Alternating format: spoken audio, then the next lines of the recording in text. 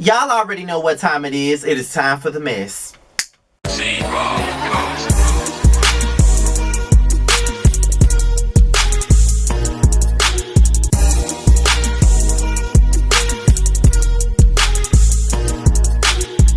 What's the business, y'all? This be your boy Scatter by Nature TV, and we're here for another episode of Yassss for the Mess. And we're here to talk about Kandi Burruss responding finally to the allegations with Wanya Morris of Boys to Men. Okay, now you guys already know a couple of weeks ago, Kandi Burruss did an interview with Eddie Laverde, and the question was, who was the worst experience? What artist was your worst experience as a songwriter and producer? She named Boys to Men. When she named Boys to Men and spoke just a tad bit about her, spoke a tad bit about what she went through in the studio with them. Wanya responded very disrespectfully, of course. He responded in a very disrespectful manner, of course.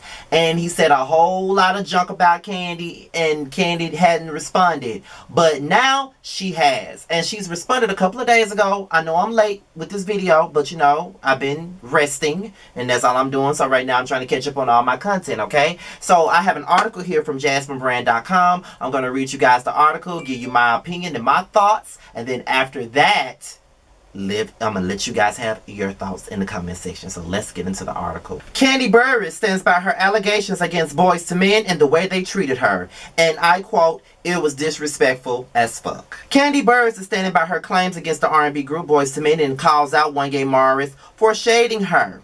Kandi Burruss recently shared a video to her YouTube page and addressed Wanya Morris of Boys to Men for denying the rude way he and his group members allegedly treated her when they worked together in the early 2000s. During the 16-minute video, Kandi Burruss doubled down on her allegations against the group and provided more details about the situation. She said, "I did so happen to see just a little clip of what Wanya said on, I guess, his interview that he was doing, and clearly he did not understand why I was offended, but cause the way he told the story is not how I felt, okay?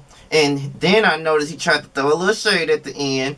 You need to be a housewife, honey, but it's all good." She continued and mentioned that she respects Boys to Men as a group, but that doesn't change the fact that she had a bad experience while working with them. "I love the group Boys to Men as far as them being artists. I think they're amazing, and I have no shade about them, their career, or anything like that.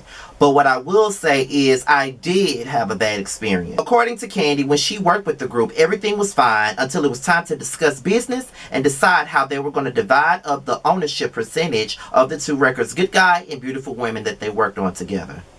"I just said, hey guys, how do you normally do your splits?" And so instantly their attitude shifted.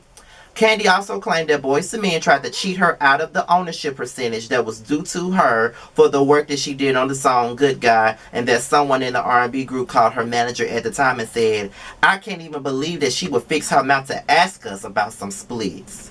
Towards the end of the video, Kandi said that she's no longer holding grudges about how she was treated, but it's definitely happened. This thing, I have definitely seen them, we definitely have spoken, so it's not like I think of me holding grudges, but if someone asks me what was my worst experience, I'm sorry, that is the truth. You can feel how you want to feel, but maybe you don't realize, or maybe you didn't even remember one day how you came off at the time, but you did. And those things were said, and I did take it that way, and I didn't imagine it, okay?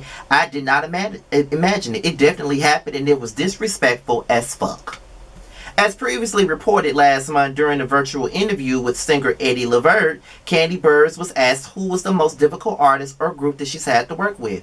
The RHOA star replied to the question and revealed that she didn't have a good experience while working with Boys to Men. "I hate to do it. I hate to do it. Ain't no love lost. I mean, this is 100 years later, so it doesn't even matter. But yeah, I had a bad experience in the studio with Boys to Men. I don't think I've ever been disrespected like that before in the studio in my life. It was really crazy, but at the end of the day, that was a long time ago. Clearly, we've moved past that or whatever." Boys to Men group member Wanya Morris didn't seem too fond of Kandi's allegations about the way he and his group members treated her, and he responded to her claims during his own separate interview, and he also said, "We've been taught you write a song, you split the songwriting credits down the middle, and there's no discrepancies. We're from the old school. We're from the you write a lyric, I write a lyric. It's really just about building a song. Kandi can't get on here and sing better than Jana Brown. She can't get on here and sing like whoever this girl is, he said. But I respect her opinion and I respect what she says. What are your thoughts on this entire situation? Tell us in the comments below. Now, that was Kandi's response, was some of her response, because I saw the entire 16-minute video of her discussing whatever happened between her and Boyz II Men back in 2000 when she worked on the Nathan Sean, Wanya Michael album. I think that's the name of it, child. But this is my opinion on the situation. And to be honest, Kandi has every right to feel the way that she did. I mean, if you listen to the video and she talked about the way she pretty much wrote the song. She wrote most of the song Good Guy. Wanya came in and wrote some other shit, but half the song was already built and written. He came in and wrote just a little bit. They wanted to cheat her out of her credits.